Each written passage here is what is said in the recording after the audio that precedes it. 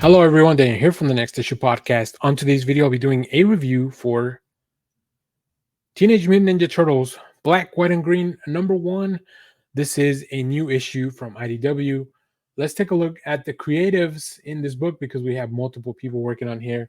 So the first story, Green Screen, is by Declan Shalvey, both story and art. We also have The Brutal Sword of Leonardo, story by Dave Baker and Jesse Lonergan, with art by Jesse Lonergan, and dialogue words, aka words, by Dave Baker. We also have The Flame That Fuels You, written by Gigi Dautre and Lorenzo Hall, art by Gigi Dautre, and Identity Theft, story and art by Paulina Ganucheau. We also have some really cool covers. I picked up the James Stokoe cover when I went to the shop. So yeah, let's talk about this anthology. In It's the Mutant Ninja Turtles like you've never seen it before. The special series gathers up some of comics' most eclectic and exciting talent to bring their takes on TMNT to the page, taking characters back to their origins in black and white independent comics, but with a dash of green.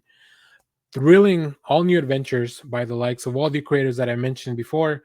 Um, they really put a lot of thought into how to present this book very, like, just in a great fashion. So I really enjoyed all the stories. They all focus pretty much on a different turtle, which was great. Even though you're not able to see the color of each of the turtles, it kind of does call back to the original title where they were all wearing the same, the same pretty much, right?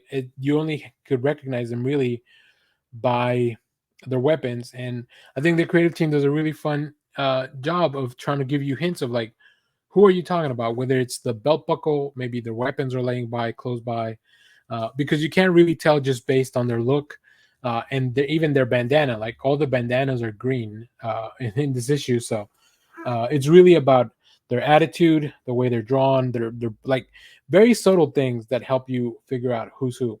So let's look into some of those subtle things. So I have a little bit of preview for each one of the stories. The main one's by Declan Shalvey, or the first one, not the main one. The first one's by Declan Shalvey. This one focuses a lot on Donatello. This is pretty much Donnie's story. As you can see here, he's sitting at the computer, really cool gaming chair. You can see his bow staff there in the back as well. And of course, you see Mikey yelling at him and stealing his pizza. I love that the word bubbles are highlighted in green. The words, the inks are green. And this story really talks about how Donatello shouldn't get lost in his own world of technology, which is definitely something that can happen, right? The turtles work better as a unit all together because they each have their own strengths that complement each other and make up for some of their weaknesses. So, yeah, Declan Shalvey freaking nailed it, rocked it out of the park. So let's go on to the second story here. This is the Dave Baker, Jesse Lonergan, the brutal sword of Leonardo. Of course, you want to put Leonardo in a sword and sandals fantasy type of setting. So yeah, Leo is bumped off via this experiment gone awry into this fantasy world, and of course, he is the swordsman. I really love the idea. Jesse Lonergan's art is fantastic. Sometimes I love the use of all the little panels that just help you with the pacing so much. Like in the title page, you can see Leonardo just like swinging the sword multiple times, swinging it out of the frame, and you can even follow the little tilt, or the little line as to how he's swinging the sword. And then we flash back a little bit to what's going on, right? So, and of course, I think Dave Baker, if you haven't read his work before, truly shines when it comes to like some of this more fantasy twisted type of stuff. Like it's a little bit of like feels very known. It's a nice mixture of like we have some sci-fi elements, we have some fantasy elements, we have some like superhero stuff because those elements all are kind of combined, and that's what Dave Baker just does really well. Go check out some of his other work; it's just outstanding stuff. So let's go on to the next story, The Flame That Fuels You. This is a bold choice for the green that was used here. This one definitely feels the most like throwback to the original Turtles because only the dialogue is green, which is really really cool. Here we have a little bit more conflict. This is more of a Raphael centric story because of course it is. He's the bad boy. I love that the arrows are just kind of stuck in his back. He's having a little bit of conflict with his brothers, and all that stuff. Like it just getting into the minds of the turtles is a big part of what attracts you to them, right? I think each person usually identifies with a specific turtle.